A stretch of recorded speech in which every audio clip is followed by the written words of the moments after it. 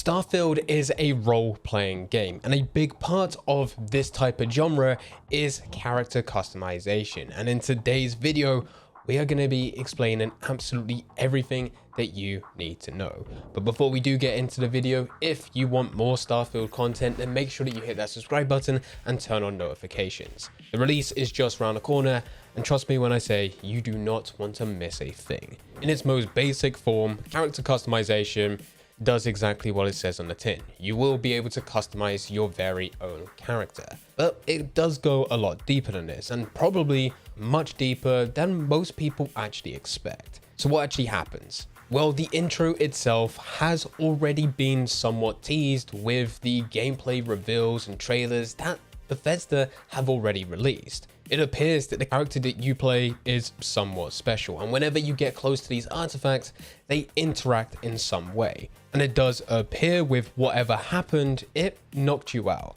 You're unconscious, but by the time that you come through, there are two other characters who help you, ask if you recognize anything, and that's when you go into the character customization section. Now from this, you're able to select a preset. A preset will be available. There's around 40 in total, each having a completely different appearance. But it's not just about selecting these and just going with it, playing with the rest of the game. This is just the foundation. The idea is that you'll go through these presets to get something which is as close to what you really want to create. From there, you'll then go through the standard character customization options. This is where you'll select your body type, and quite simply, it is on a circular system where you can either be thin, heavy, or muscular. It's about varying where you want to be on this diagram in order for you to get the ideal body shape. You can have male or female characters, as well as you'll also be able to customize your walk style and your skin tones and pretty much everything else that comes alongside your body. Once this is done, this is now where you can get into the ultra specifics with the face itself. You have complete freedom to control the skin tone, head shape, hair color, facial hair, mouth, nose, eyes, ears, any types of birthmarks, scars. And with every single one of these, there are loads of customization options to choose from. An interesting fact about this customization is that every single character within the game has been built on the exact same system. So what that means is if there is someone that you really like the look of within game, another character, another NPC, you can actually replicate them exactly within the character customization that we are now going through. That just goes to show how many different variations there are for every single character that's available. It is already part of this current system so that you can do really whatever it is that you want to do.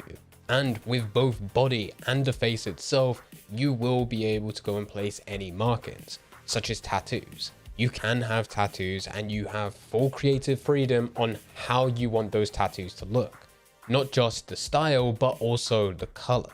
And whilst we're still talking about changing your character's appearance, this isn't something that is set in stone. And I don't mean that as time goes on, your character is just going to change all of a sudden, but what I am saying is that we have seen a message which does tell you that your biometric customization can be changed later by visiting a genetics facility. This means if you are starting out and you can't get your character looking exactly the way that you want, and at the exact same time you're dying to just get into Starfield, you can just start. You're welcome to jump into the game, go through the introduction, go through the missions, get things going, and the second that you know exactly how you want your character to look, you can go and visit one of these genetic facilities so that you can update your character's appearance. Now, with what we've gone through so far, really comes down to preferences. Your biometric ID, your body, your face, although it is important to you, it doesn't really change too much in terms of gameplay. It comes down to you having exactly what you want, having your character to look the way that you want them to look. But now we move to the final two segments, background and traits. Backgrounds are exactly what they sound like. It is what happened to your character before this current moment, before Starfield takes place. It's ultimately a job or a role that your character had, and this will provide you with starter skills right at the beginning.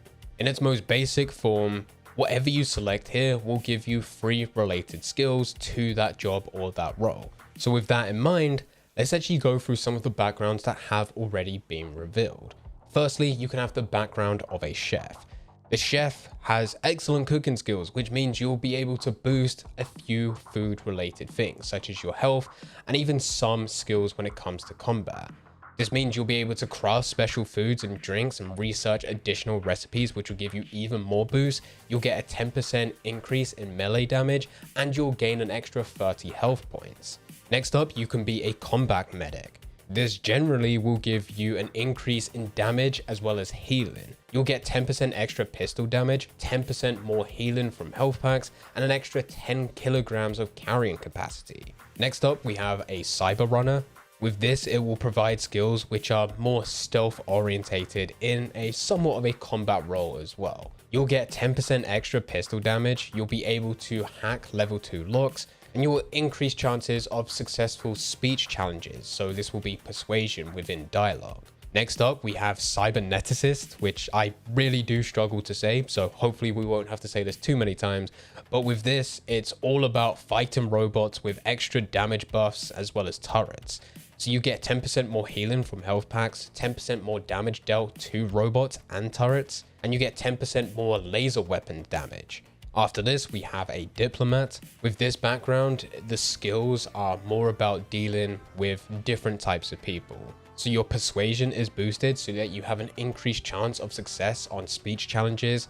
You can force a target NPC below your level to stop fighting for a time. And you also unlock a bargaining skill where you're able to buy items for a 5% discount, and you can sell items for 10% more. And we also have an explorer. With this, you'll start out with specialist training so that you can use laser weapons more effective. You'll be able to go and get more abilities out of your spaceship's grav drive, and you'll also be able to decipher data a lot quicker on the ground.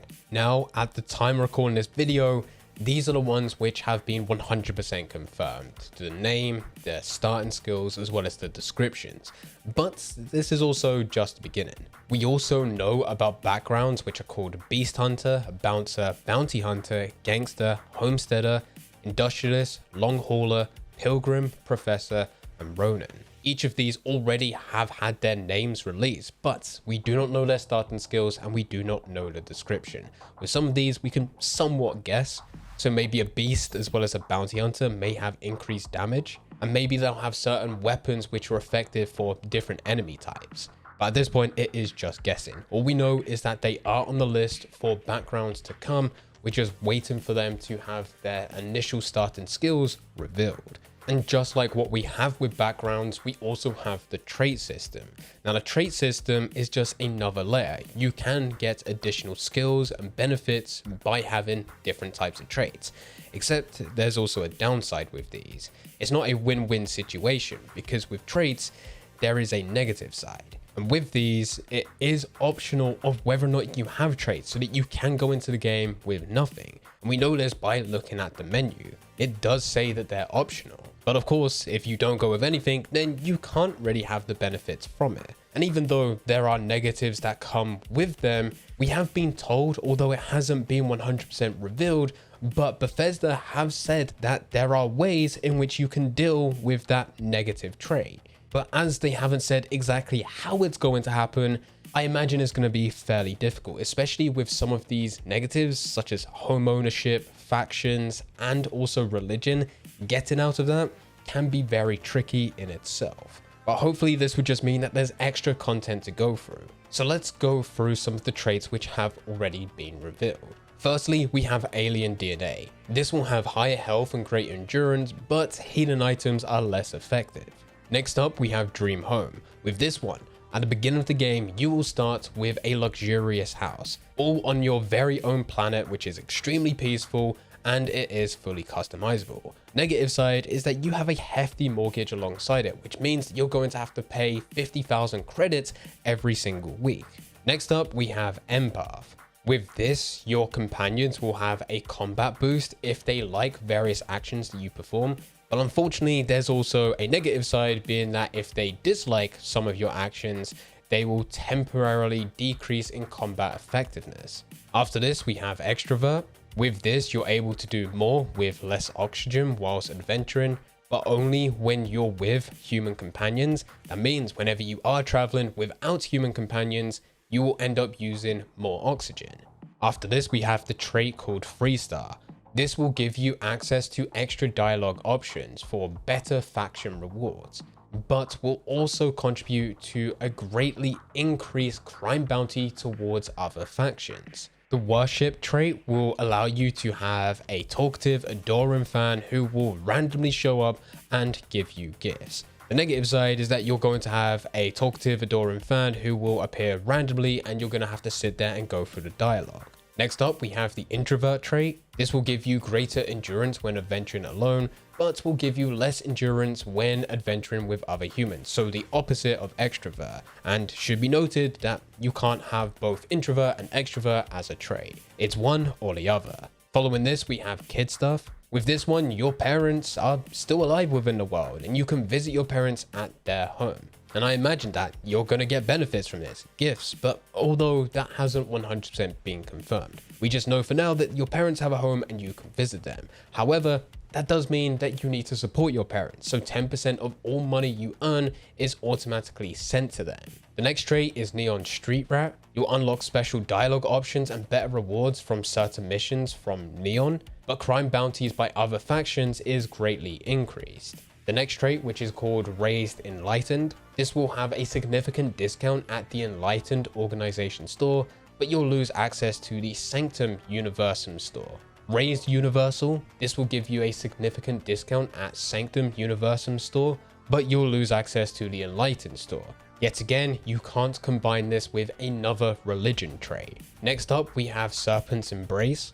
This will allow you to have boosts to health and endurance whenever you are grab jumping, but health and endurance are lowered if you don't grab jump regularly. After this, we have the trait called Space. This will have a benefit to health and endurance are increased when in space, but that also means that health and endurance are lowered when on the surface. And finally, for now, we also have a Wanted trait. This will allow you to receive a damage buff when your health is low, but this also means mercenaries will randomly appear out of nowhere and attack you.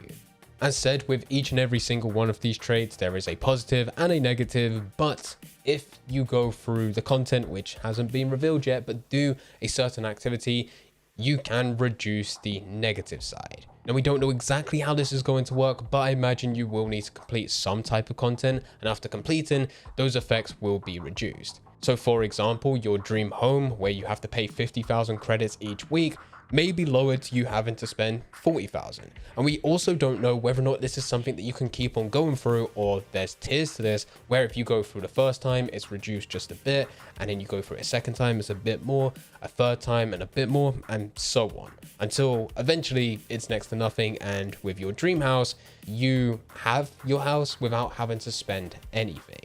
But I'm sure you can imagine now with this video and the length in which we've been talking just about character customization, that there's a lot to do. And it's not just about how your character looks, which can be changed at any point within the game, but also how you can provide a background story and traits to either give you some extra benefits or perks. Now, if you enjoyed this video, then I highly recommend you click on next video, which is on screen. YouTube has tracked exactly what you like to watch, and they believe that this is the best video suited for you. So click that video and I'll be over there to guide you through absolutely everything that you need to know about Starfield. I hope you enjoy.